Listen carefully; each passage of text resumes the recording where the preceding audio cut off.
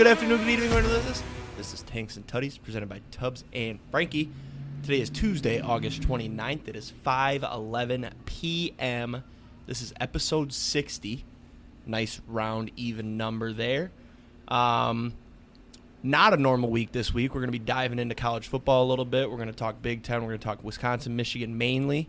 We'll touch on SEC, and then we're going to do a playoff prediction. And if time, we'll do our Heisman prediction. We'll keep track of those throughout the season, see how our guys are doing. We're going to do Frankie, I was thinking about it. We should do a homer prediction, so one person from our team, and then also a prediction. And if those are the same, that's fine. Mine is not. But just for we're also going to do Heisman, you're saying? Yeah, just for the Heisman. Okay. Obviously, playoff prediction, you can put Wisconsin in there if you want. I'm definitely putting Michigan in there. But as a non-homer for Wisconsin, I would not be putting Wisconsin in there. But you can if you want. It's your prediction. We'll save my takes for later. Okay. A little bit of MLB news. Mainly just the Brewers there. We'll get into that. And then I'm going to be reading the news for us. But let's get started here. How was your weekend? It was a pretty chill weekend again. Paige had some work on Friday and Saturday. I am actually going to jump back to Thursday, though. Paige and I and one of her classmates, well, actually there's a couple of her classmates, but we decided to buy last-second tickets to Chris Stapleton, who was performing downtown Memphis. It was $20 tickets, super cheap. Good concert. It was nicer that we got to kind of sit in the nosebleeds because Chris Stapleton isn't really like a get involved with the crowd kind of performer. He's more of just like a stand, sit type sing guy. But it was good, great music. We had a blast. I think I spent more on drinks than I did on my ticket. Went out to the bars a little bit before and after. All in all, it was a fun concert. Nice to kind of get out. Friday, like I said, Paige worked, so I think you and I both played the show on Friday. And then Saturday was basically the same thing. We had some weather come through this weekend, so I wasn't able to get out and golf. Honestly thought we were going to get a tornado on Saturday when you and I were playing Xbox together. I know there were multiple times where I was like, hold up, pause. Like, there was a giant flash of lightning. Like, I'm very distracted right now. But yeah, that was pretty much all I did. I did some shopping on Sunday and a little bit of cleaning around the house. Did watch some college football this weekend, which was nice. No NFL. I watched a lot of baseball this weekend, I will say. But yeah, it was a pretty chill weekend. I'm hoping that I can maybe get out and golf this weekend if the weather's nice. I know Paige does not work Friday, so I think we have kind of some plans Friday to kind of get out. And who knows what we'll do, but it should be exciting. How was your weekend? Mine was pretty similar to yours, man. Just kind of more chill. Sid was out of town, so I kind of took the weekend to I tried to stay busy as best I could because the more I sit at home, the more I sulk in, wow, this is boring, and then I'm just miserable. So, but I'm also going to take it back to Thursday. We got an insane storm, a tornado touched down nearby, and it was 80-mile-per-hour winds. I was actually driving home from my brother's football game. They played on Thursday. That got postponed, obviously, because of the weather. And we were on the way home, and Sid was driving. You just could not see anything. Luckily, she got us home safe, and I didn't lose power or anything. It stopped around 10:30, and woke up the next day, kind of assessed. No damage whatsoever. Lots of trees down in my neighborhood. Half my neighborhood lost power, but luckily it wasn't my half. The worst I had was some big sticks in my backyard. One pretty big branch, but I just threw that in my burn pile. I got a fire pit. I'll have some fires here soon. And then one of my fences, so the previous owners, when they put the fence in, they just didn't do it right. They put it straight into the dirt, no concrete or anything. So with all the rain, it kind of turned that to mud, and it was leaning. So I fixed that on Sunday. Friday, what did I do? I didn't do much Friday. I think I came home, took a nap. Went and saw the rest of the game that picked up. And then we just played games. And then Saturday, went over to my parents, did a workout. Saw my brother. He had a pretty bad injury in his football game, so I saw him. And then came back home, played some games with you again. And then Sunday was pretty productive. Went to the gym. What else did I do Sunday? Oh, went and sold some football cards, Frankie. They gave me a stupid amount of money for these cards, in my opinion.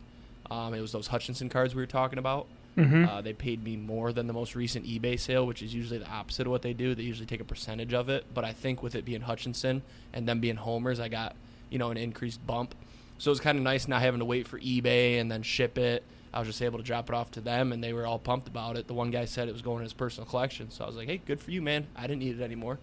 Nice. And then, fixed that fence, and that was about it on Sunday. So, but listen, I am so excited. Oh, Saturday, too, we watched. It was really nice to play video games and also watch football at the same time. We were so back. Yep. Ready for week 1. Now, week 0 was a good little taste. We had a couple good games, but I'm ready for the big dogs to play. Yes. So Locks and Longshots here last week. Well, wait. Minus 30.5. Oh. So before we get into Locks and Longshots, there's some breaking news that is pretty huge. What's that? Jeff Passan just tweeted. The Los Angeles Angels have placed starter Lucas Giolito, relievers Matt Moore and Ronaldo Lopez, outfielders Hunter Renfroe and Randall Grichuk on waivers. Huge potential playoff implications. All can be claimed by teams for free on Thursday. For the Angels, this will be a pure salary dump because there are no longer any August trades, and they will get from the all they will get from the transaction is salary relief. Teams that claim the players will need only to pay their salaries for the rest of the season. Whoever gets the players will be determined by reverse order of record. Team with the worst record that puts in a claim on a player will receive him, and there are going to be plenty of claims put in by playoff caliber teams that need a starter, bullpen help, and bats. That's crazy. I'm looking at the list right now. Yeah. You're telling me a playoff team could pick up Giolito, Ronaldo Lopez. I don't know who Matt Moore is. I'm sure he's fine.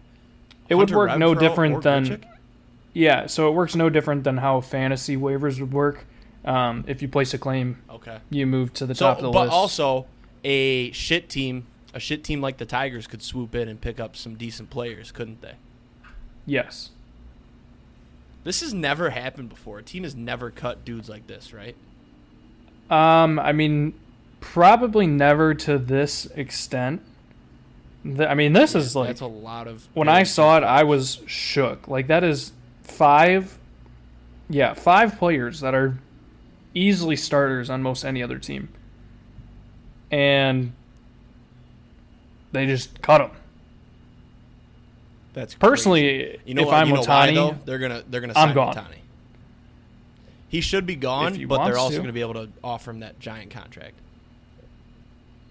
I don't know. Wow. That's just insane. I love breaking news. 5:18 on a Tuesday, recording a podcast. Let's go.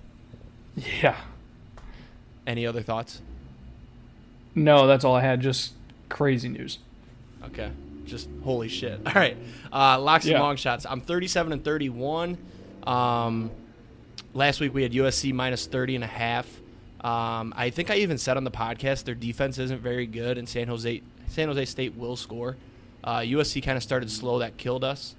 So that was a loss. FIU, Louisiana Tech under 58.5. That was a win. The first half it wasn't looking too hot, and then the second half they purely slowed down.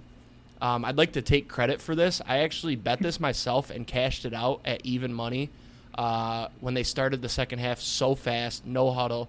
I was like, fuck, I'm cashing this out. We were playing video games, and you were like, no, ride it. I was like, no, I'm taking my even money. The over's hitting. I just told you to ride it because I had the over. I shit you guys not. Next play, fumble in the red zone. I'm like, are you fucking kidding me? And then I think they scored 6 points the whole half. So I was pretty pissed about that. I'll never cash out anything again in my life. Before I get into my locks this week, I also want to segue into my long shot last week. It was Hawaii plus 17.5. That hit. I'm a sharp. Notre Dame minus 21. Easy hit. They won huge. And then I had USC in there. While watching the USC game, though, I cashed that out for plus money because I was like, I didn't like USC. I think they were only up 14 at half. And San they Jose actually didn't scored look terrible. Really fast. Yeah, San Jose was moving the ball, and they were actually they were scoring fast end of the third quarter. Luckily, they only won by 28, so that was a good cash out. So I had one good cash out, one bad cash out. So long shots 24, 40, and 1. I guess I'll talk about my long shot this week. We're going with the Michigan play. It's over 45.5 in the MSU Central game on Friday. I will actually be tailgating that game and possibly going.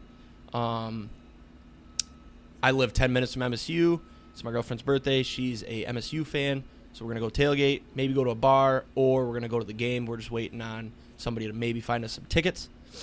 And then we're parlaying that with over 51.5 in Michigan ECU. Michigan's going to score 63. We don't have to worry about ECU. That's an easy over. I don't know why that line is so low. Michigan could play third strings, and they're still going to put up 60 on Eastern Carolina. However, I'm going to regret that because I believe Eastern Carolina made a bowl last year, and Harbaugh is not coaching. But it's a long shot, you know. My locks this week, I have 2. 3. Central Michigan plus, or I have 3 actually. Central Michigan plus 14.5. Like I said, I'm at that game probably.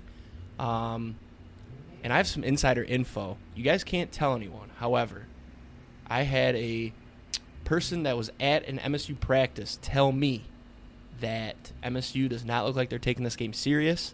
However, they were at just a walkthrough. It wasn't a formal practice. There was no pads. But they were like, man, they just look slow. And I was like, okay. So Central plus 14.5, they have more to play for.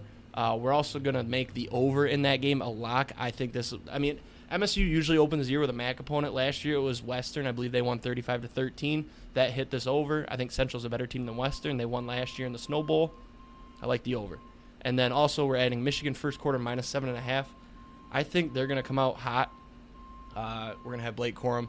All the starters will be in, ready to go. I see them all posting this shit. They're pumped up. I like that line. They just got to get a field goal and a touchdown. Hopefully Michigan wins the toss, or ECU wins the toss and kicks. I don't know why they would, but we're just going to throw that in there. I had to do Michigan on the first week.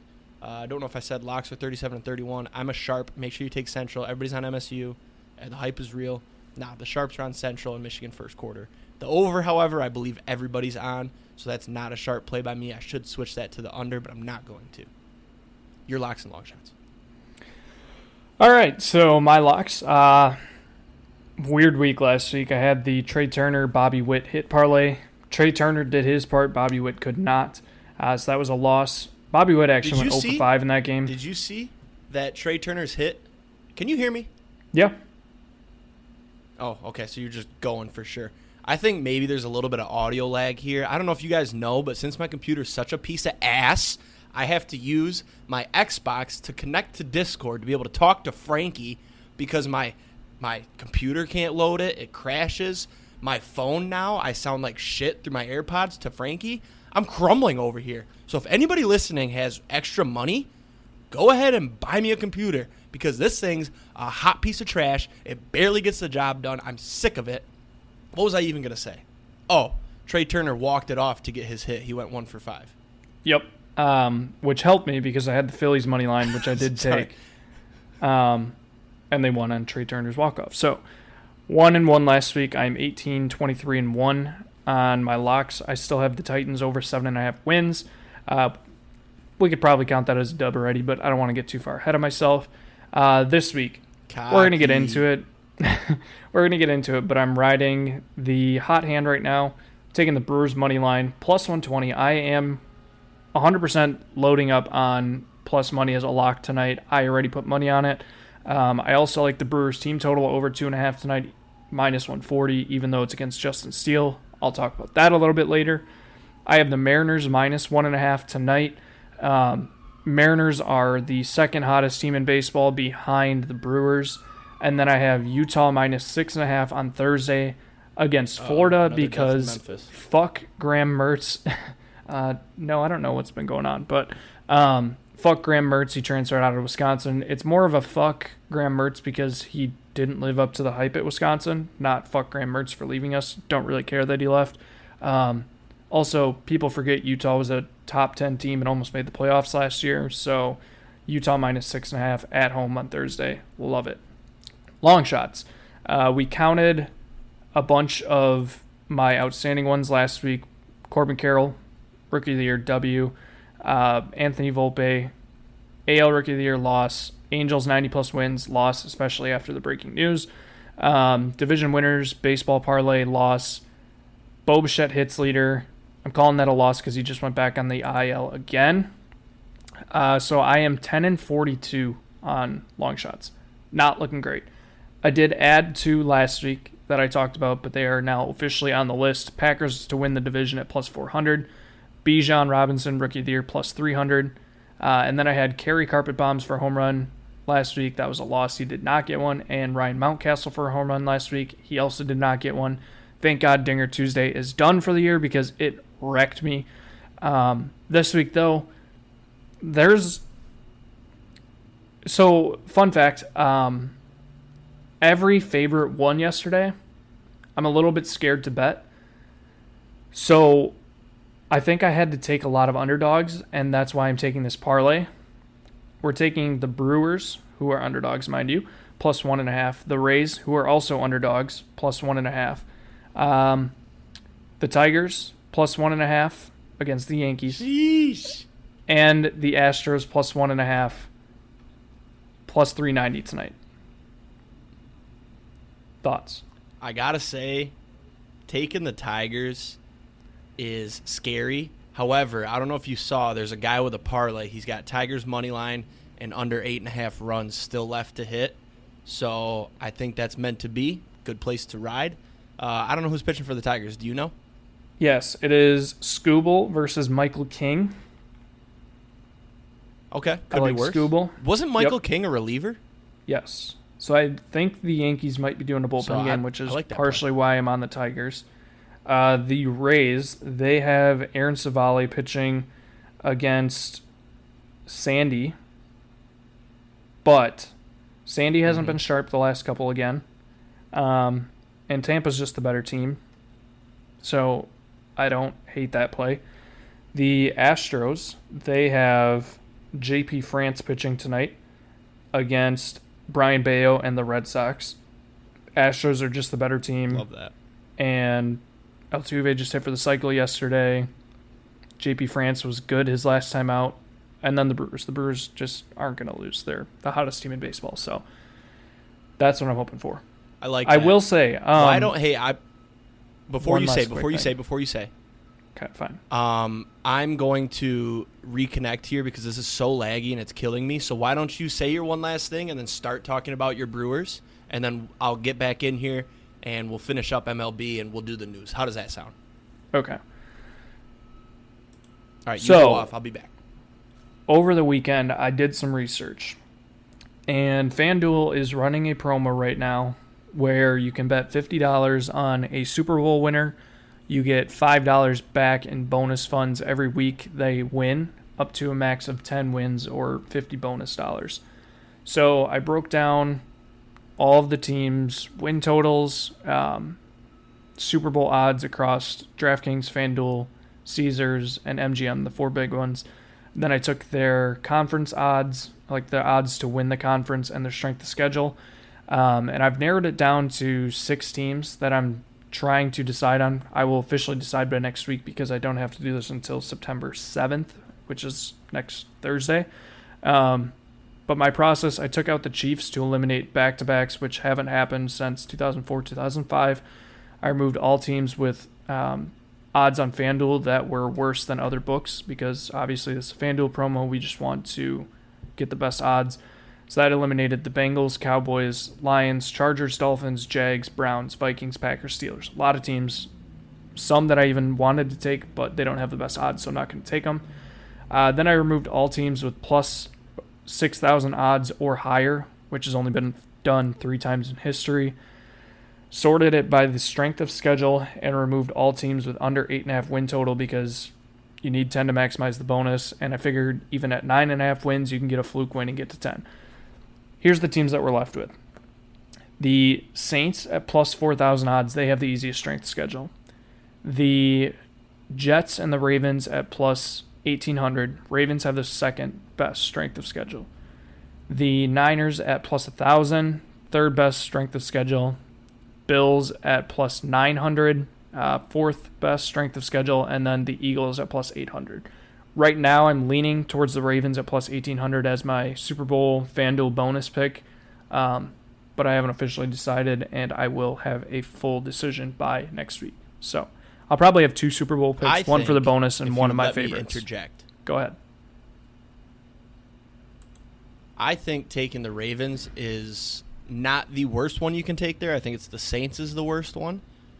But it's near the bottom, in my opinion, just because of Lamar's injuries. If Lamar gets hurt like he has the last 2 years, they're not going to win 8 games. Now, that injury could come later when they've already won 10. But I just don't see the Ravens having any chance to win the Super Bowl. I think your best bet is the Bills. You love the Bills. You love Josh Allen. You know they're going to win 10 games. Josh Allen just doesn't get hurt. I probably just jinxed it. And they have a legitimate chance to win the Super Bowl. And they're what, plus 1,000? Yeah. Plus 900. My thought with the Ravens is... I think the Bills is your best bet. That's my second option right now that I'm leaning. The reason I like the Ravens is I think their offense is way better than it's been.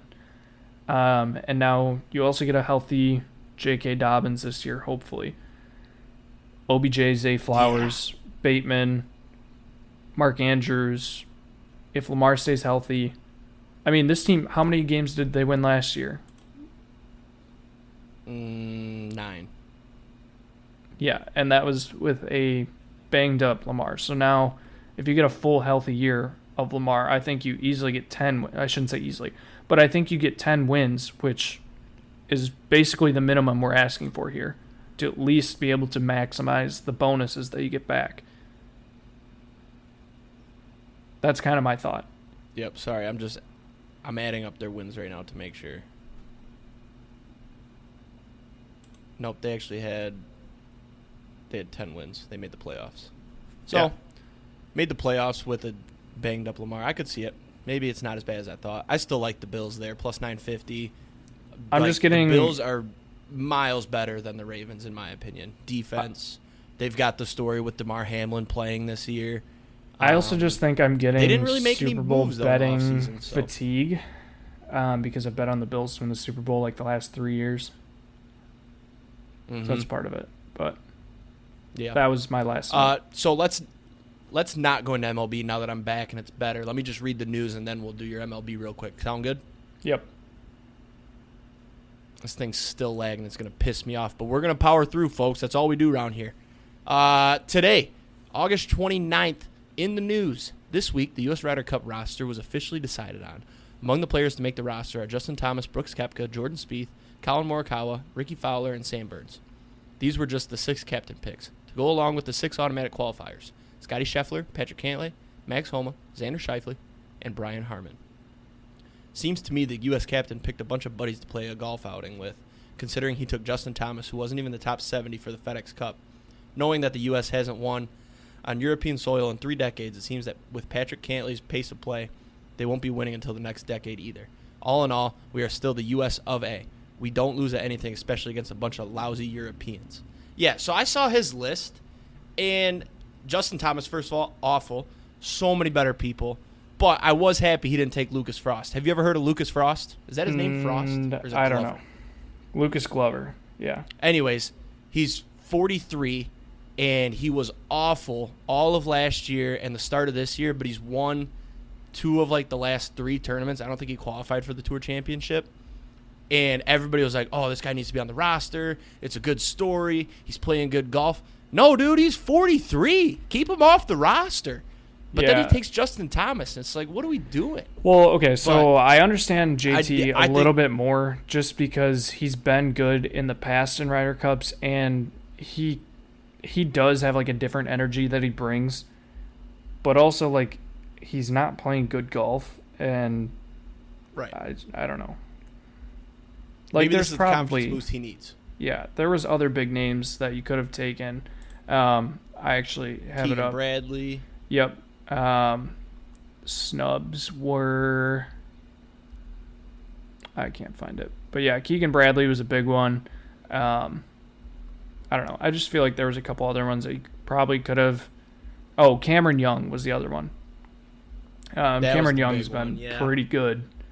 And finished top 10 in 4 of the last 7 majors, and you're just going to leave him off. It's kind of like, whatever, but...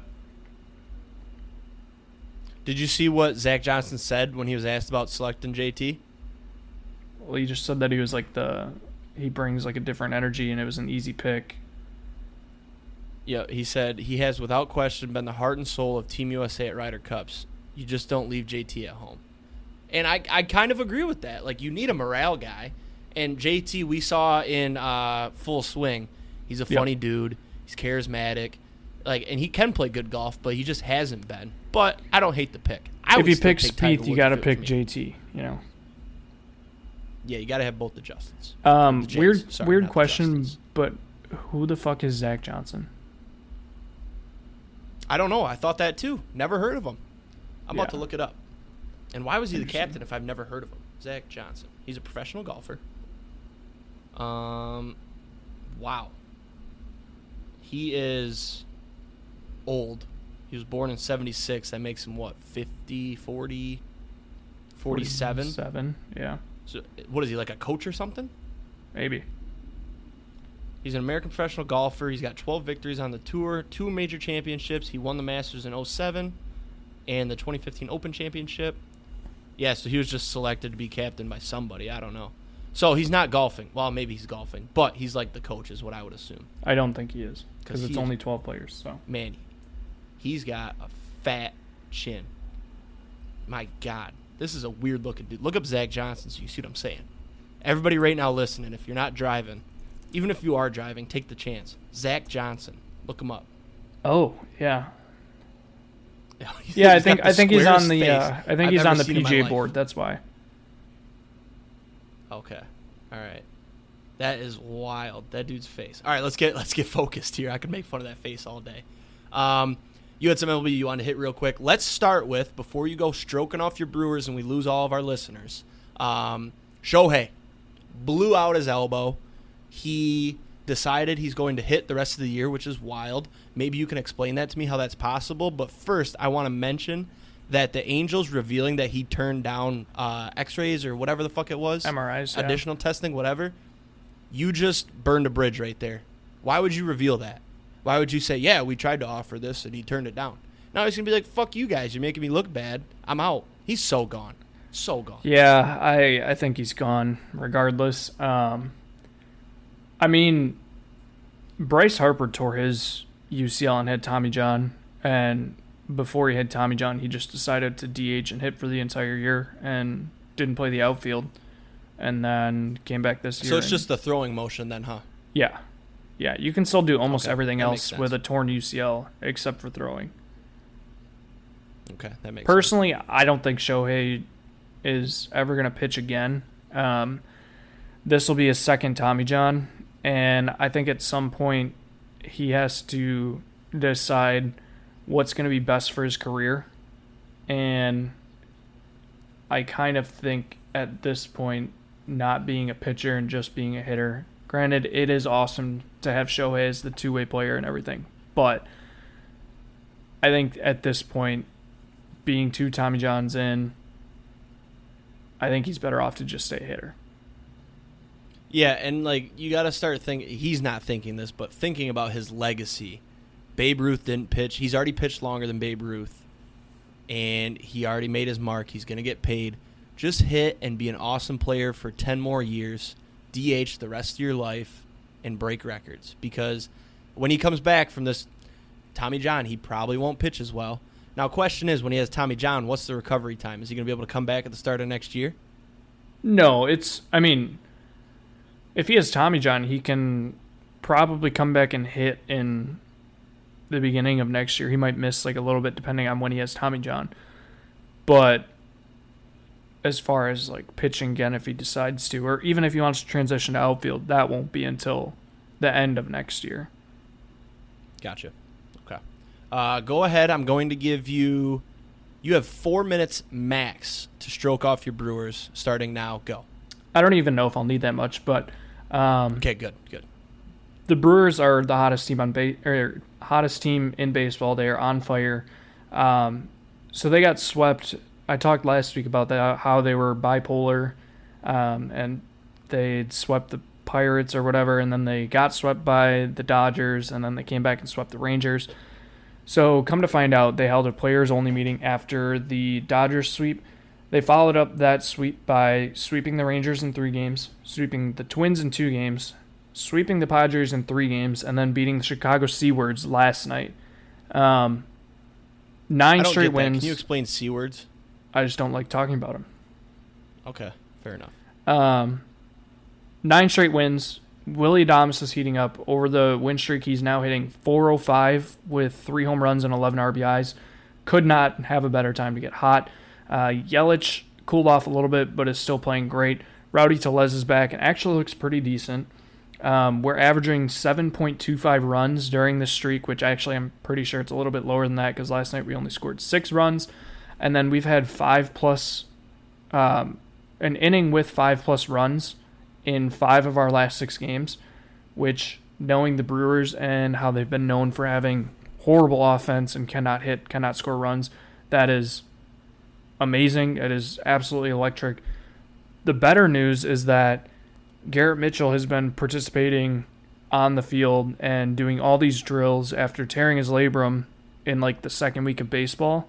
Everybody thought he was done for the year. There's a legit chance that he might be back and ready for the playoffs, which would be so sweet because he's so fast, he can hit the ball. I thought he would have won Rookie of the Year this year if it wasn't for getting injured and Corbin Carroll. I will say I'm a little bit worried because there's news going around that Craig Counsell might leave after this year. He has 2 college boys, one playing baseball at Michigan and one playing baseball at Minnesota.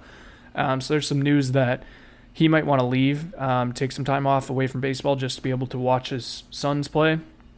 So I'm wondering if maybe that is part of the reason why the Brewers are playing so well. They just maybe heard that through the grapevine and there's some extra motivation there. But we'll see. I said I was a little bit worried and I didn't think this team was going to do much in the playoffs. I think I said that last week. I take that all back. I'm very excited. This is awesome. Let's go Brewers. That was great. You finished in 3 minutes. I appreciate that. Yeah, they're the Pretty only average stat you time didn't for give me. me that I was waiting to hear was, weren't they on like an 8-game win streak or something like that last week? Or are they currently still on that streak? Yeah, they're on the streak right now. It's 9 games. Yeah, so they are indeed the hottest team in baseball currently. Power Are they in rankings the last 10? Are they have 9-1 in the last them. 10? Yeah, duh.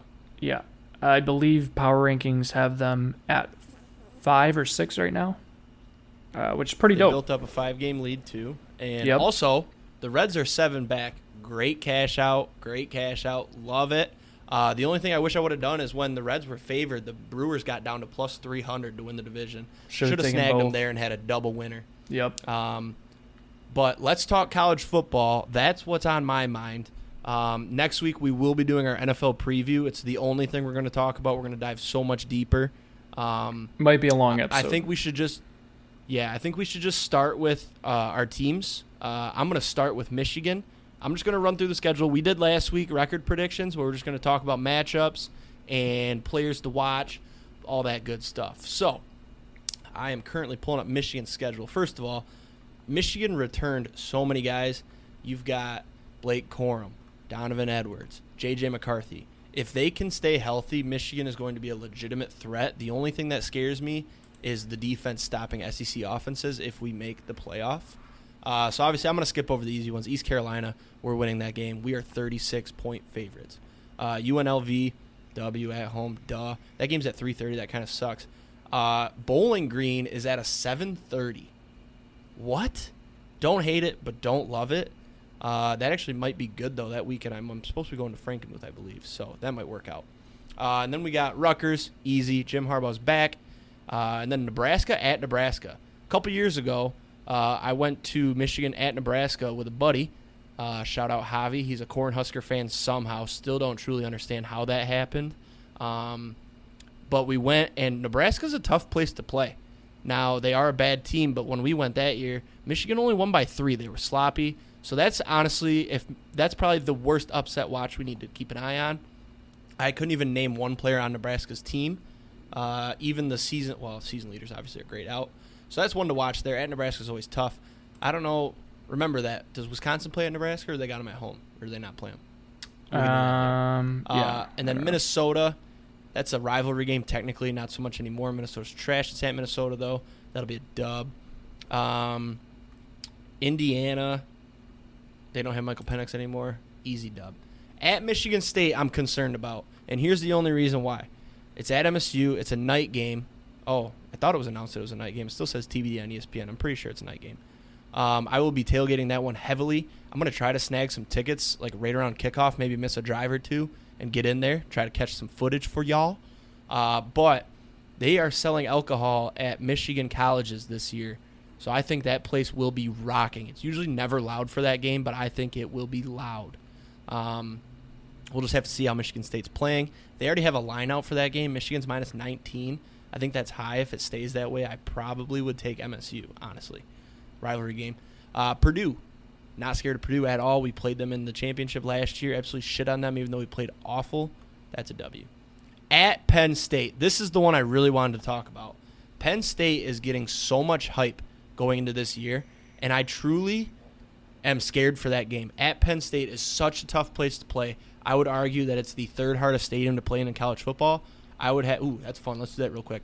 Number one hardest stadium to play in, I would probably say, is Texas Wisconsin. A&M. That place just looks loud. And then number two, I won't say Michigan. I'm going to be honest. Michigan does not keep the noise in. It doesn't get that loud. It's too open. So number two, what was I thinking when I put Penn State at 3? I'm going to put Penn State at 2 just because – like, you get those night games, those whiteouts. Luckily, that game's noon. It's the big noon kickoff. So, but that place just gets so rocking. Who's their quarterback? Did they return the quarterback? I know they got those two freshman running backs. No, Sean Clifford was their quarterback. He's with the Packers. That's right. He's the only backup on the roster. They got those two running backs, though. They were freshmen last year, and they just tore it up. I don't know if one came out, but there's so much hype surrounding them. A lot of people have them in their top 4 at the end of the year. I think if Michigan wins that game, they'll be looking good. Right now, the line is minus 2.5. So that's something to watch as the season progresses. Penn State's scheduled real quick. They've got West Virginia. 20.5-point favorites against West Virginia. West Virginia's not really Illinois, good. So. Iowa, Northwestern. Massachusetts in October. That's odd. Oh, they got to travel to Ohio State. Here's something that makes no sense to me. Well, I guess it does a little bit. This says Ohio State is 10-point favorites. They're at home against Penn State. But then Michigan on the road is minus 2.5. And they've got Michigan favored over Ohio State. I guess Michigan's at home. It does make sense. At Maryland. I'm not going to lie. I'm glad Michigan doesn't have to play Maryland this year. I think – oh, they do. Jesus, I'm an idiot. The next week is Maryland. I think Tagovailoa. I just said that so right. I think he is the – I'm going to say, as of right now, he's the second best quarterback in the Big Ten. Interesting. Do you agree or disagree? Yeah, I mean... Oh, no, I'm going to put him at 3. Who's 2? You on my list? Yeah. At 2, I've got Cade McNamara. I think he's going to have a good year at Iowa. He's just kind of your field general. He's not gonna make huge mistakes, but he's not gonna make crazy plays. I mean, I could argue like Tanner Mordecai, but I won't. Is that Wisconsin's quarterback? Yeah. I think at the end of the year, I think he very well could be top 3. I just don't know a thing about him yet. He hasn't played a Big Ten snap, so that's the only reason why I didn't put him in there. That's fine. I feel like to be one of those top dogs coming into the year, you had to have played last year. We saw Tua. Am I saying that right? Actually, I don't think it's Tua. I think it's. No, I think it is. No, I think it is Tua. I don't know. Anywho, at Maryland, that's going to be a tough game right before Ohio State. Especially look at last year. We had Illinois the week before Ohio State. We were looking forward to Ohio State, and we almost lost at home to Illinois. Now you got to play a team like Maryland, who I would argue is better than Illinois. On the road.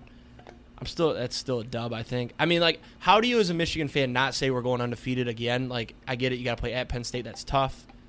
But they haven't proven anything. They got these 2 running back. That's about all I know. I'm sure they got a good receiver. But apparently their quarterback was a 5-star. He's looking good. Maybe he transferred. I don't remember. I get mixed up. And then, of course, Ohio State at home. Obviously, I'm going to say that's a dub. I love that game so much. It's always the day of my mom's side's Thanksgiving. So the last 2 years have been great. I've been so happy at Thanksgiving. But in the past, Imagine that. You got to watch your team get beat, 6, 7 years in a row, and then you got to go to Thanksgiving and act like nothing happened. So, Michigan 12-0. I got them in my playoff. I think I got them as a 2 seed in the playoff right now. I don't think they're good enough to be the 1. I'm just so excited to get started. I hope JJ throws more. I think last year with, obviously the ground and pound got the job done, and a lot of people are shitting on JJ. I don't know if you've seen, but there's only, a lot of people are ranking their quarterbacks in the nation, blah, blah, blah. JJ's not the best quarterback in the nation, but he's a good quarterback. And last year when he had to throw in the Ohio State game, literally the only game he had to throw outside of Illinois, he looked good. And maybe it was because Ohio State didn't give him any credit, but he looked good. I think this year you get him to throw some more, you blow some teams out, stop having the respect of, we're going to run the ball and run the clock out. No. Fuck those teams up, cover some spreads, and let's have a year. I want to see Michigan go 10-2 against the spread this year. That's what I want to see. You think they can do that? Probably not. I know. I feel like those bigger teams never do well against the spread because it moves so much. Well, and it's just big spreads. They might not even cover week 1. It's hard because eventually you're going to get to a point where the books are just going to start. That's why teams don't go so high odd or such a high percentage against the spread, is because eventually it gets to the point where the books just start overcompensating and putting it way too high just so that they can kind of even it back out. Yep. Why don't you run through Wisconsin? I'm going to be honest. I don't know a thing about Wisconsin. The only thing I know is Braylon Allen. Run through their schedule if you'd like and give me kind of key names to watch for. So I actually can give you a pretty good rundown here. Starting quarterback Tanner Mordecai, SMU transfer. He's a senior, threw for 3,500 yards, 33 touchdowns, and 10 picks last year. Granted, it was SMU. Transfers in. He was the big name for quarterback. We also have freshman Nick Evers. Been talked about a lot. I think he was top 5 player in his class coming from Texas. So I'm super excited about that, especially gets to learn behind Mordecai. If something happens with Mordecai, we have a very high recruit coming in. And then returning Braylon Allen and Chaz Malusi. Malusi is a senior. Braylon Allen is a junior this year. Honestly, if Braylon stayed healthy last year, he and if Wisconsin plays good, he probably puts up a decent case for Heisman. Went for 1,200 yards last year and 11 touchdowns. Lifeblood of this team, RBU, just return the best of the best. So looking good quarterback and running back in the backfield there. We're also returning our 2 top receivers, Skylar Bell and Chimera DK. DK is going to be a senior this year. Only put up close to 700 yards last year, but 6 touchdowns, which is nice. Skylar Bell, 5 touchdowns, 440 yards last year. And then we're bringing in USC transfer CJ Williams. So pretty excited about that win. Talk has been that he could also potentially put up Heisman numbers if he is involved in the right way and if Wisconsin is as good as advertised or better or whatever. And with him being only a sophomore, I think he's going to be great over the next couple of years. Tight ends, I couldn't really tell you if we're returning any. O-line's always good, so I'm not worried there. Defense was really good last year, bringing in a whole new set of coordinators, so I'm excited about that. Plus Luke Fickell for head coach. Super excited about this team. The O coordinator, actually, coming from North Carolina, previously had worked with Luke Fickell in Cincy. North Carolina was severely underrated last year. Drake May exploded for 3,500 yards last year. I'll talk about him later. Spoiler. But I think this offense is going to be insanely fun, especially being air raid. We've been known for just running ground and pound. But now that we have a coordinator and a quarterback who can throw, coordinator who's done air raid, knows how to coach it, plus Luke Fickell, I am super excited. I think this team could compete for a playoff spot. I'm not going to say that they're going to be in it. I'm going to run through the schedule real quick. Against Buffalo this weekend, I don't even know what the odds are for it. That's going to be a breeze. At Washington State, week 2, going to be a tough game. They did beat us last year. I don't think Washington State really has much that they're going to kind of bring to the table to challenge us. And if we look okay week 1, I'm not too worried about this game. I will say, with them beating us last year, it would be nice to get revenge on this, and I think that's going to be a good motivator for us going in there and beating them. So I'll say 2-0 through those two. Georgia Southern at home, easy win. At Purdue, Purdue has nothing anymore. That's a win. 4-0 through the first 4. Then we get Rutgers at home. Rutgers also doesn't have anything. That's a win.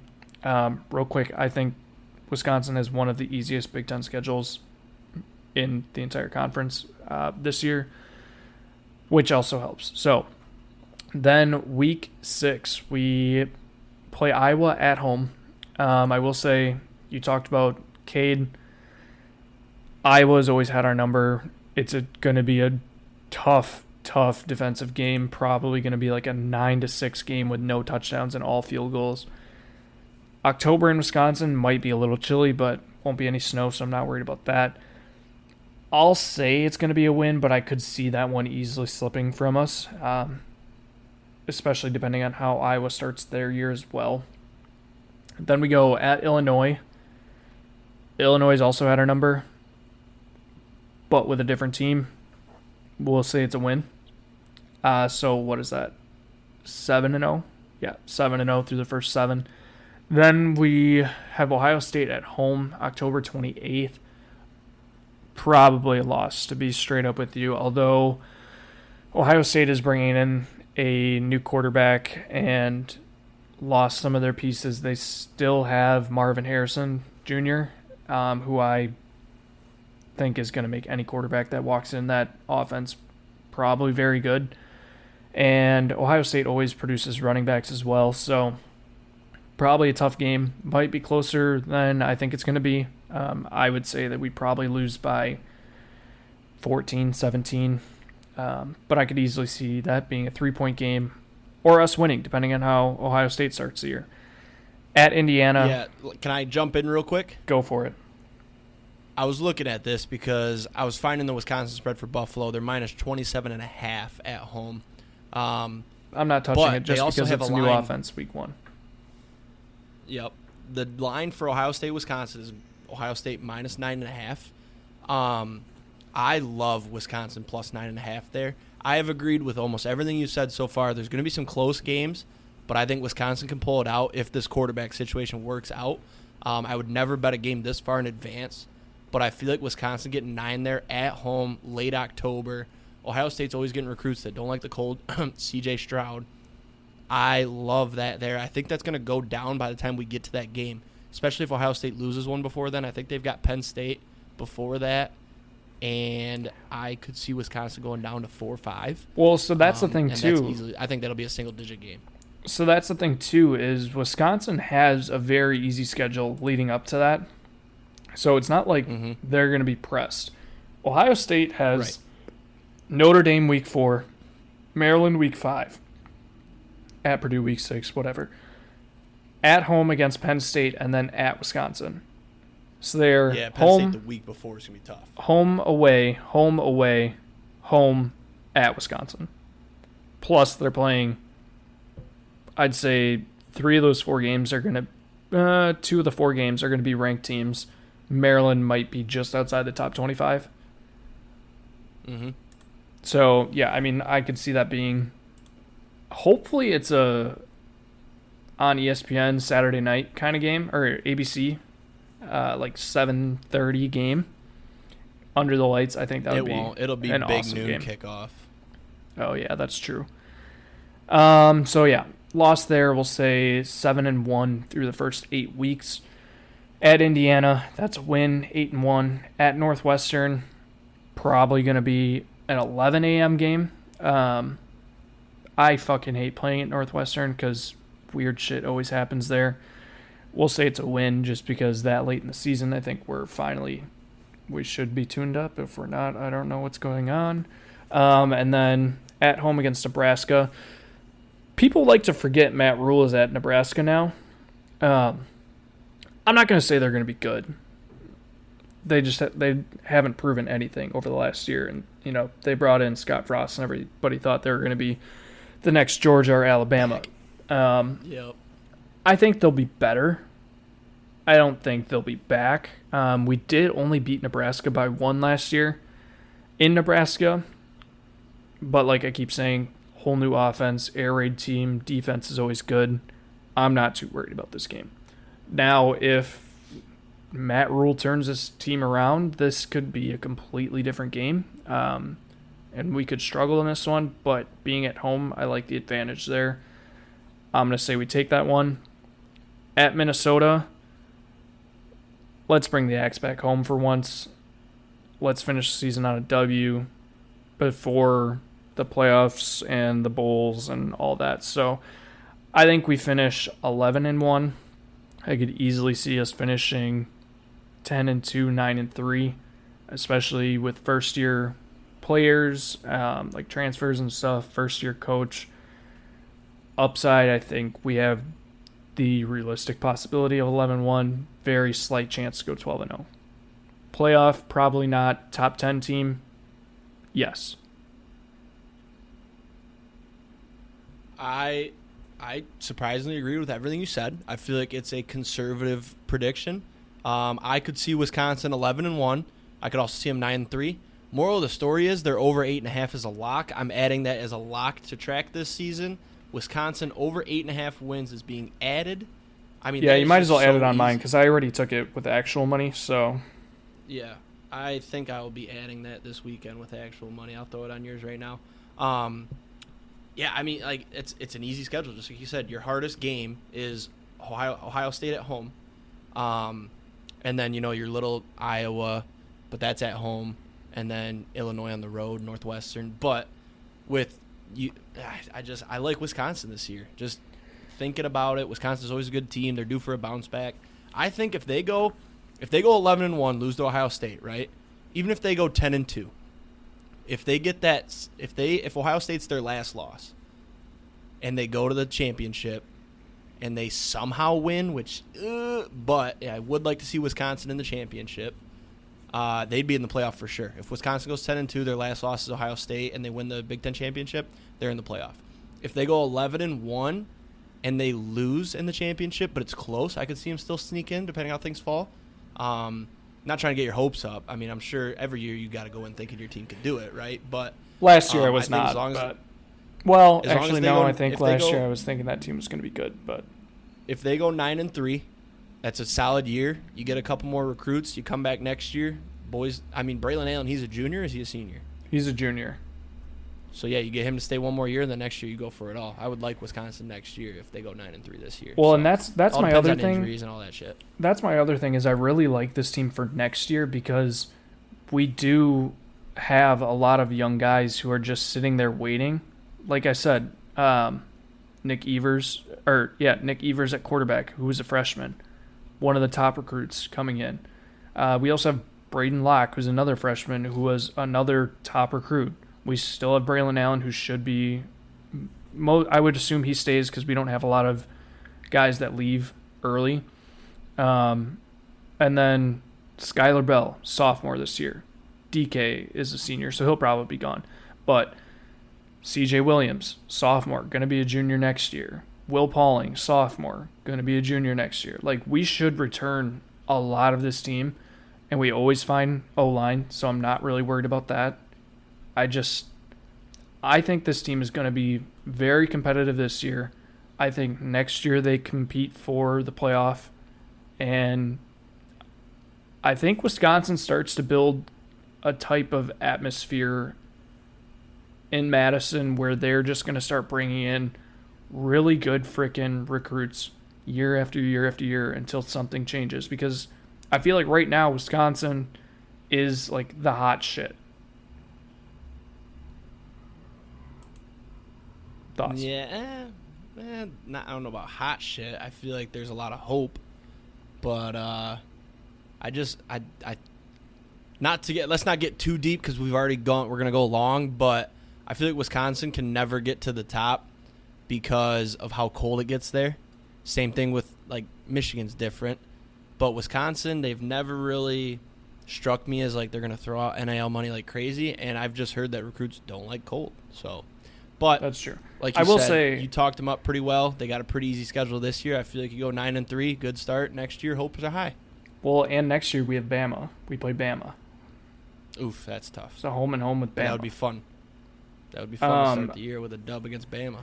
I will say, after doing all of this research, a lot of people are really high on Iowa, and a lot of people are taking Iowa to win the West, and I don't really see it. I could see it. I don't know. Got a just good defense. Tough place to play. Cade's a proven quarterback. Yeah, but Cade didn't prove a lot. Like, he was okay. He wasn't amazing. He led Michigan to the Big Ten championship in their first playoff appearance. Yeah, I guess. I don't know. But that was also a great run game. But, yeah, we got to get going here. We're not going to talk about SEC, by the way. I see you threw it on there. That's going to take too long. Let's get right into our playoff predictions. Well, just quick. Who do you think wins the SEC? SEC, Georgia. They have the fucking easiest schedule I've ever seen in my entire fucking life. Ole Miss and Texas A&M, 2 hardest games, and then the championship. I think Georgia 1, Tennessee 2, Bama 3. Yeah, I could see that. I don't know. Joe Milton's a bad quarterback, though. I think people are way too high on him for no reason. He's got a rocket arm, but he overthrows his receivers by 10 yards. I saw it at Michigan. He's not good. He was our starting quarterback in 2020 when we went 2-4. I know.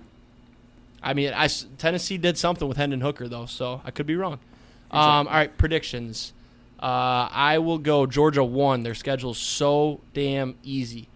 2, I'm taking Michigan. I wanted to throw Notre Dame in here, honestly, but I looked at their schedule. They've got a tough-ass schedule. Ohio State, Clemson, and who's the other one I'm missing? USC. So, not taking Notre Dame. God, I hate ESPN. My number 3, I'm going to say LSU at 3.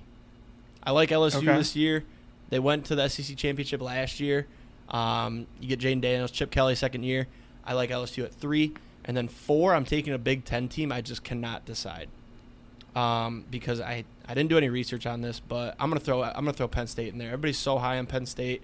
I feel like if they beat either Michigan or Ohio State, they have a chance to go to the Big Ten championship, and I could see them getting in at 4. I'm not going to say Ohio State. So I also want to throw Texas there. I hear a lot of hype about Texas. But we saw last year Quinn Ewers, he's a good quarterback, but Texas is a Big 12. Like, I just don't see it. So, yeah, 1, Georgia, 2, Michigan, 3, LSU, 4, Penn State. Okay. I'm going to agree with you on 1 and 2. I think Georgia at 1, they always produce. Michigan at 2, they're proven. They didn't really lose much. We'll keep them there. 3, I'm going to go with USC. I think Caleb Williams is going to not have as good of a year as last year, but I think getting what's their coach's name from the Cardinals? Cliff Kingsbury. Yes, I think getting Cliff Kingsbury is going to be huge for them. He's a proven college coach. I think he'll be great there. 4, if I had to go a sleeper. Wait. I just wanted to say that I thought USC too, but the only reason I didn't put them in mine is that they have to play Notre Dame. Notre Dame's tough. I could see Notre Dame winning that game, and if USC drops one, I don't see them getting in over an 11-1 Penn State team.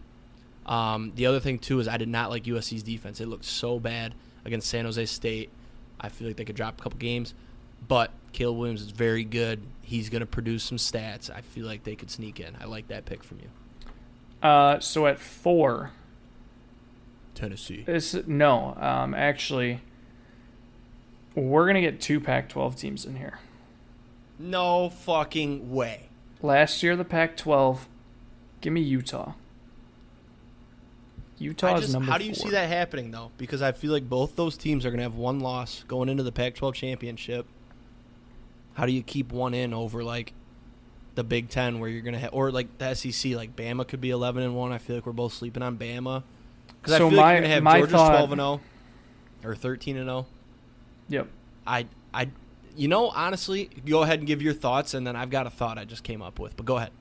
My thought is LSU is at 5, first team out. I think Bama loses 2 games, they're not in. I think Texas will be good, not good enough. I think Washington will be good, but maybe drops more game. I think Utah beats Washington. That's the biggest thing. I think USC only loses. I think USC loses the Pac-12 championship to Utah, who has 1 loss coming in. Okay. So then you got 2 one-loss Pac-12 teams in there. That's kind of where I'm sitting. Okay. I just had the thought. I see you're thinking now. I could see that, but you're gonna need a lot of other things to happen for that. But it is just a prediction. We're not betting it. Well, in Utah, I think this year. Go ahead. I think this year is the year where we could get some crazy shit that last week. We almost had it last year of, like, who's going to be in the top 4 and, like, with USC getting snubbed by Ohio State and shit like that. Mm-hmm. This year, I think you could have some crazy shit where, like, Georgia's undefeated. We'll say Michigan's undefeated just for the shit of it. You could have Ohio State at 1 loss, Penn State at 1 loss. Is that even possible, actually? Ohio State would lose to Michigan, but they beat Penn State. Penn State would lose to Ohio State, but they would lose to Michigan, too, so that's not possible. But then you have Ohio State or Penn State, again, 10-2. Their only 2 losses are 2 teams that might be in the playoff. You can't really sleep on them too much. This is why you need to extend the playoff. But then you've also got SEC. You've got Georgia has a new quarterback. What if he loses a game? Alabama is Alabama. It's Nick Saban. Tennessee, very good team last year, too, if they didn't have the injury. Joe Milton. He could sling it. We don't know yet. Who am I forgetting there? LSU. They got a lot of hype. Chip Kelly, Jaden Daniels. And then you can't sleep on the Pac-12. USC, Notre Dame. They've got a tough schedule. But if Notre Dame wins, what did I say? USC, Notre Dame's not Pac-12, Clemson, and Ohio State. No, I know. I was just thinking of it. I'm moving on. I think USC is the only one in the Pac-12. I don't see Utah or Washington or anybody. I think they're going to beat up on each other. But then you got Notre Dame. If Notre Dame wins 2 of those 3 out of Clemson, Ohio State, and USC, I think they deserve to be in at 11-1 as an independent. They have a tough schedule. The committee's all about strength of schedule. Yep, my biggest thing with Utah is they were, what were they last year? I think they're right there. They were like 6 going into the. I think they had 4 losses, but they also lost their quarterback, who, mind you, was in the Heisman race for a while. Cameron Rising, who's going to be a quarterback, or going to be a senior. They lost him late in the year. And I think that was kind of what led to their tumble. If they get a full year from Cam Rising, who's healthy and was a Heisman Award almost finalist, I think this could be a really good team. And if they beat up on enough teams, I could see them sneaking in. Mm-hmm.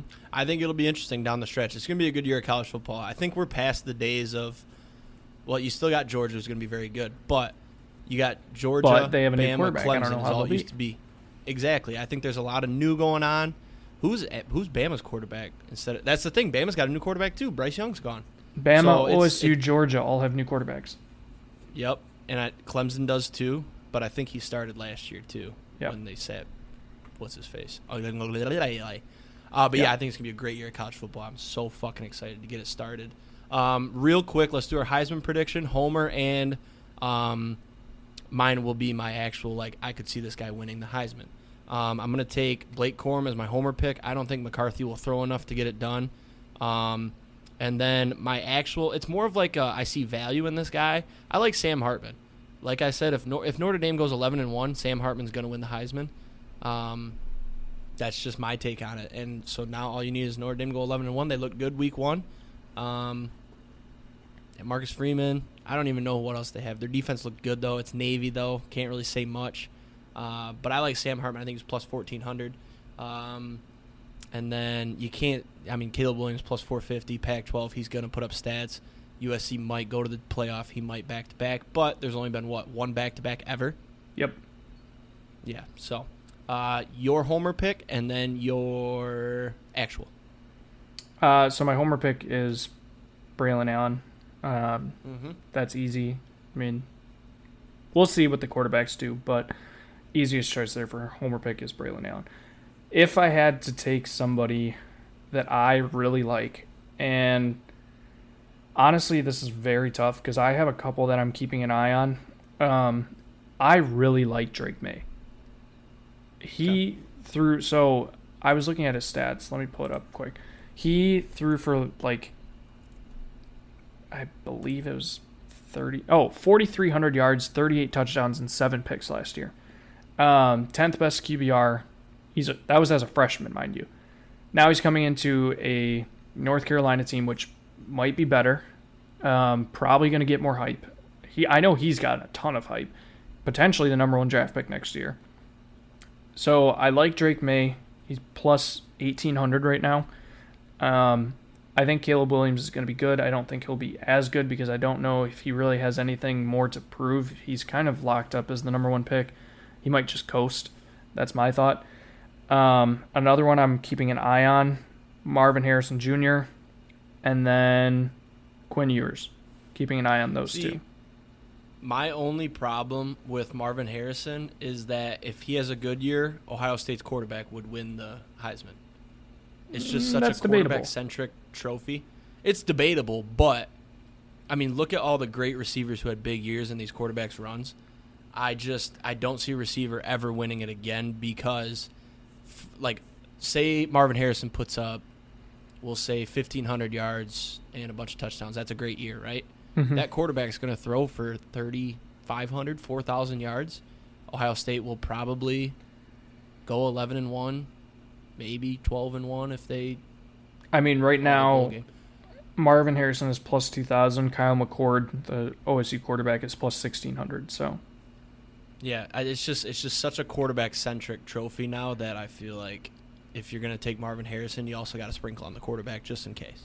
But I think Marvin if I had Harrison's to pick a very good generational talent. I think if I had to pick my finalists right now, I'd probably go Caleb Williams, Drake May, and then a toss-up between. No, I'd probably go Quinn Ewers at my 3rd finalist. Okay. All right. We'll have to write these down so we can kind of remember. See. Yeah. Keep it on the spreadsheet. All right. Let's do Hard Knocks very quick. In my opinion, this episode was boring as hell. I don't know what you thought of it. What'd you think? Yeah, I thought it was boring as well. I just took a lot more notes than I thought I was going to. Most of them aren't very... I don't know, it's not a lot of deep notes. First thing I said was Cobb saying if he doesn't trust you, he won't throw it to you. That was literally the definition of the Packers in 2022. He didn't trust anybody. I also said Rodgers is a survivor, and he took the easy way out of Green Bay. Mm-hmm. Also Cobb, coming back for another year, he's going to have 6 catches total this year. I'm not saying he needed a paycheck, but I don't think Rodgers reached out to him. I think he reached out to Rodgers. What do you think? No, I don't think so. Just because with Rodgers being his kid's godfather and stuff, I think that they are actually very, very close. And I think Rodgers probably knew that he was going to be done, so he was just like, you know what, let's bring him in. It's also crazy to think that, I feel like we say this every time, but I think it's crazy that Cobb's been in the league for 11 years and is only 32 years old. So, yeah. My first note, this shows you how into it I was. It was 8 minutes in. I said, Dalvin Cook's a big weapon, but who's going to block for him? They were sucking Dalvin Cook's cock so wet and so deep through that little monologue. And I'm just you got a great weapon. Who's blocking? Do you think Dalvin knows he's a backup? Brees is so back. Yeah. Yeah. 21 miles an hour, 10 months after tearing your ACL. Insane. Yeah, I don't think it'll be a backup. They're gonna. It's the new NFL. You got to have 2 good backs now. I mean, but I think I would agree that Dalvin's gonna be that more 3rd down back. So. I was gonna say Brees is gonna be your 1 and 2 down. Gets most of the catches. Actually, I guess I could see Dalvin getting catches, but... What did you think of Woody Johnson's chain there? I literally put Woody Johnson as the cool grandpa. I put Woody Johnson's chain is definitely fake. I don't know. I mean, He's what, is he the owner or the GM? I think he's the owner / vice president. I don't really know. I was going to look chairman. Money, so. I don't know. But I think he's got money, but I think he's careful with his money, and I think he's like, I'm never going to wear this, so I think he bought a fake one. I don't think it's fake. My next note was the joint. Was it a joint practice? Yeah. The joint practice with the Bucks. I said Baker looks really swaggy. Yeah, I like him in the Bucks colors. Mm-hmm. Me too. I also said still awesome. Oh, yep. Cue Ball, great nickname. Still tearing it up. Dude's gonna have a great year. I think it was also Cue Ball sitting on the bench. He said Mike Evans called me fat.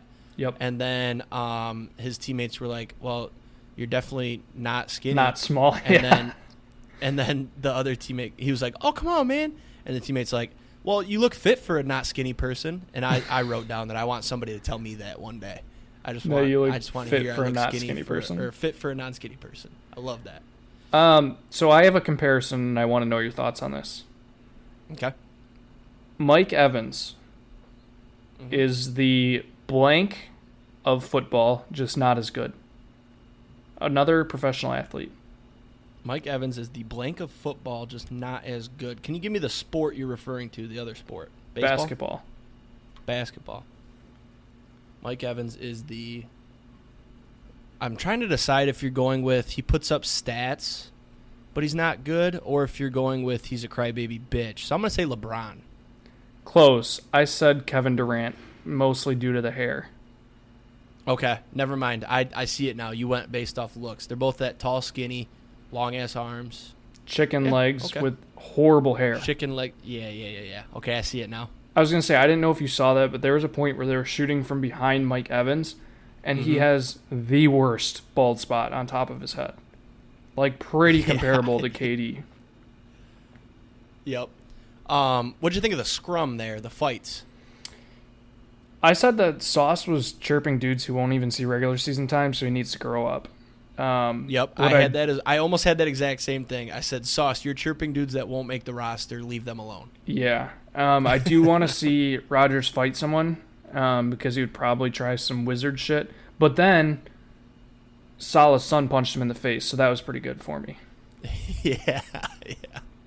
I loved Baker getting in there, getting in the scrum, breaking it up. I said I'm drafting him in all my leagues. I said I don't see Rodgers' pussy ass getting in there.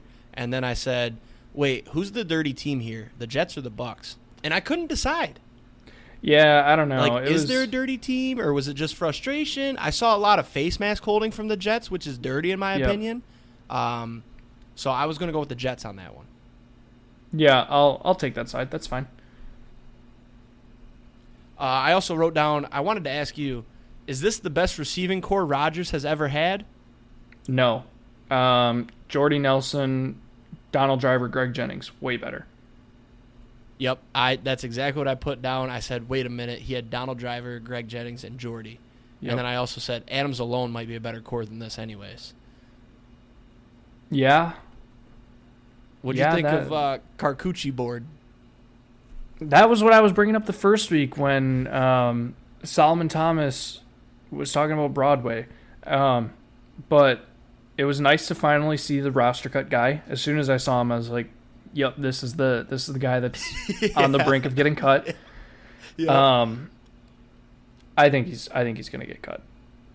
Actually, should we spoil it? Because the cuts are done, so I can look it up. You look it up. Okay. I got to look at the Lions cuts after this. While you're looking it up, I'm going to skip forward just a touch. The Lions' performance was still so much better. They redid it, and the Eminem thing was awesome. That was great. However, the Lions as a whole was a lot better, but the Eminem thing had me kind of nodding my head, and he knew every word. Yep. He looked like Eminem, and then everybody loved it. Rodgers loved it, so that kind of made up for it, but it was still bad, most of it. All right. Oh, yes. Okay, so I'm not going to read all of them because there are some that I'm very excited for. What was the dude's name? I really Tanzel Smart? No, I thought he had a long-ass last name. Well, Tanzel No, I'm Smart thinking of the got running released. back that got hurt. Yeah, so Izzy Igwabuki or something. Izzy Igwood. Izzy Agnadata. Yeah, something like that. Izzy he made the Medulla roster. He made the roster. Did he? Yep. Nice. So running backs that were cut, Zonovan Knight and Travis Dye, which means they're keeping 4, which is kind of crazy. Well, they know that Breece Hall is going to tear his ACL again, and Delvin Cook got hurt last year too, so they got to be careful. Jerome Cap, I know they kept showing Cap. He got cut. What was the white boy tight end? What was his name? Zach Kuntz. No, that's not the guy that was rapping. Yeah, it was. I feel like it was me. No. Well, No. Kuntz got cut. Did he? Yep. Also, let's see. So, yeah, Tanzel Smart got cut. I feel like there were some other people on there, but... Oh, Thomas Morstead got cut. No, really? Yeah. I loved him sprinting off the field. Yeah, that was dope, but yeah, he did get cut. It was Jerome Cap was the rapper, by the way. You said he got cut? Yeah. Yep, that's tough. Well, Damn, Cap and they cut Kuntz both Morstead. got cut, so... Oh, yeah, so it doesn't matter. Yeah. Tim Boyle also got cut. Oh, so we skipped ahead to Morstead. Him sprinting off the field had me. I was literally laughing. Yeah, that was hilarious. It was weird. I usually don't, when I'm watching a show alone, I don't laugh, but that cracked me up. He's got to be like 40, right? I think so. I remember do you remember a while ago, the Saints lost on a Hail Mary or something, and most of the team left the field. By the way, he's 37. Most of the team left the field, but this was back when you had to still do the PAT, even if it didn't matter, time expired. He came back out the tunnel and was one of the only players on the field for the PAT. Just stood there even though they knew they lost. And it was like a, good sportsmanship moment. By the way, I said number 60 had a sick mustache. Did you see him? I might have. This was a random one. He was just standing next to Rodgers during the game, and he had a nasty little mustache. Is that when he was talking to him about how he can't run like Wilson did? Because I think that's McCole Hardman. I don't think so. No. This was a white lineman, number 60. Oh, okay. Yep. Yeah, I don't know. You were going to say something. Sorry, go ahead. Yeah, Xavier Gibson. Remember X, punt returner? Mm-hmm. He made the roster. Nice. Listen to my lisp. Nice. Sorry. We're going long. I'm getting weird now. I only have two more notes. You want me to read those? Same. Go ahead. I wrote down, I'm becoming a big Zach Wilson fan through this show. I believe that's when he was putting on his bandana. He's a funny guy. He just strikes me as it doesn't take anything too serious. And I think he could be good. Perfect. So I laughed because this is one of my notes. I said, LOL, seeing Wilson be good just makes me think of how good Jordan Love's going to be every week. I mean, Zach Wilson is good in a preseason game. This guy, listen to this, you guys. Little rant again. This is like my second or third of the show. This dude sends me a video on Twitter of Jordan Love throwing he contorted his body and kind of he was falling away, and it was a decent It was the crossbody throw that Rodgers used to do 24/7. Does this remind you of anybody? First of all, yeah, he looks like Rodgers, sure. Every quarterback is doing that in training camp. Second of all, it got broken up and was incomplete, and he threw it behind the receiver. I'm like, are we really bragging about a bad throw behind the receiver that got broken up? Like, no. Wasn't bragging, just pointing out that he can do it and he's learning. I am so fucking excited for Jordan Love to suck dick this year and just rub your stupid face in it. All right, next week. You are stroking him off. Next week we're making personal bets on Jordan Love, the Packers, and the Lions. Absolutely. Let's do it. Okay, my last note. Did you see the guy dipping on the sideline? No, I did not. I don't know if he was truly dipping, but he spit into a cup. I want to say it was Hardman. He spit into a cup. I'm like, is he dipping? I did have one more. It was when the knee injury happened. I was like, man, you hate to see knee injuries like that, don't you? Yeah. Shout out to Jason. Okay. Yeah. My last note. So yeah, next week. Oh yeah, sorry. Go ahead. So over the last week, I've been doing a lot of fantasy football research. I was in talks to potentially trade Garrett Wilson, and this episode talked me out of trading Garrett Wilson completely in fantasy. As it should have. I would never trade that guy. He's going to be good this year. Maybe when Zach Wilson. Yeah, but I have 3 elite wide receivers, A.J. Brown, Justin Jefferson, Garrett Wilson. So I was thinking about trading one of them for a running back. Decided not to. That's in my league. Yes. Excuse me. Do we want to skip the grid just because we've gone so long, or do we want to just say, fuck it, we've already gone this long, let's do it? Fuck it, let's do it. Okay. Next week, we will be doing the NFL preview. It's going to be another long episode, so buckle up. It's going to get contentious because I'm sure Frankie's going to fucking dick ride Jordan Love. And best time of the year. Do this. I'm going to make fucking bank betting on that shit. Ooh, this one does not look fun, this grid. I like it. Across the top, Jags, Packers, 1,000-yard receiving season. That'll be easy. Going down, Bills, Jets, Patriots. All right, first one. Off rip. Okay, go ahead. Packers, Bills. Okay. Micah Hyde. Nice. Okay. Packers, Jets, Brett Favre. Good. I was going to say, do we want to go with the easy one or the... Oh, wow. You can't use Rodgers. I was going to say Rodgers wouldn't count. In a game. Did you just do Rodgers? No. Okay, yeah, he doesn't count yet. Jags, Patriots. What about Packers, Patriots? Who's played for the Packers and Patriots? I don't know off the top of my head, but Bills, 1,000-yard. Yep. Diggs. I feel like we need to go easy. Not try to get percentage here because I feel like there's a couple that. Jets, should we go Brandon Marshall? He definitely had 1,000 with the Jets. Or do you want to go easy with Wilson? I feel like Wilson, he won off. No, let's. He definitely had 1,000. Ooh, which Brandon Marshall? Oh, there's 2. Hang on. 06 to one? 18 or 2012 to 2018? Definitely 06. 06. Okay, we're good. Nice. Patriots, Randy Moss. 1,000 yards. Randy Moss, yep. Wes Welker probably would have worked. Yeah. There we go, quick 5. Now, see, I don't know any for the Jags, though. I've noticed in my weeks of doing Immaculate Grid every day, I do not know the Jags. Did Fitzpatrick ever play for the Jags? No. I've Mark memorized Sanchez. Fitzpatrick now. Mark Sanchez, maybe. Mark Brunell. I feel like that'd be a good guess. Who's Mark Brunell? Jags quarterback Mark Brunell.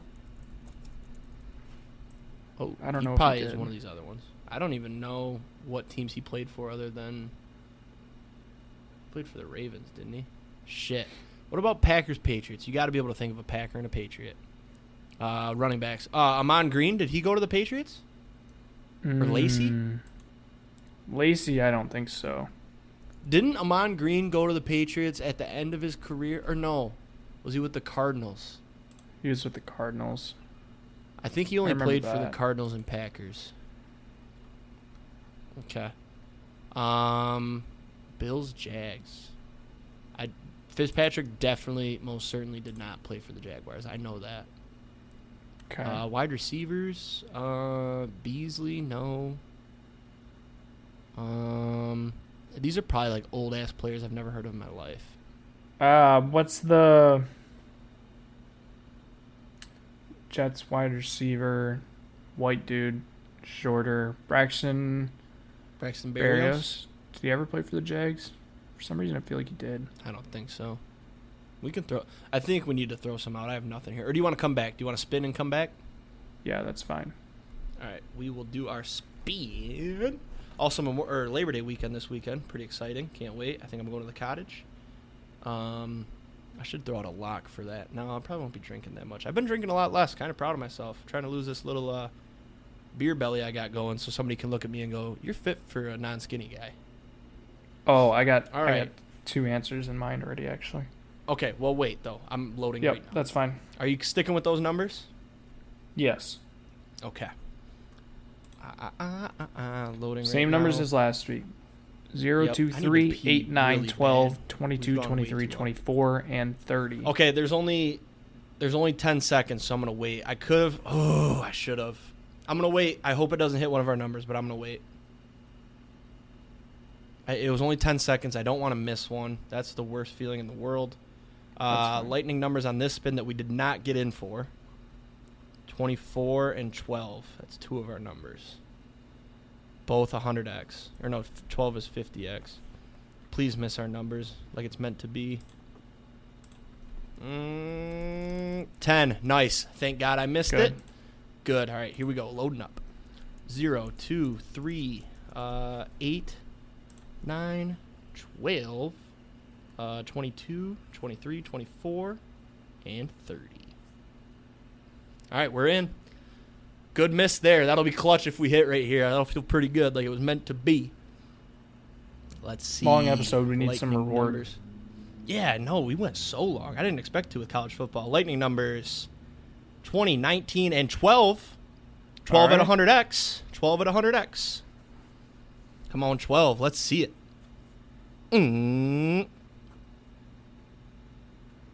15. Not our number. Gross. That thing bounced around a lot at the end. Oh, right next to 2, I believe.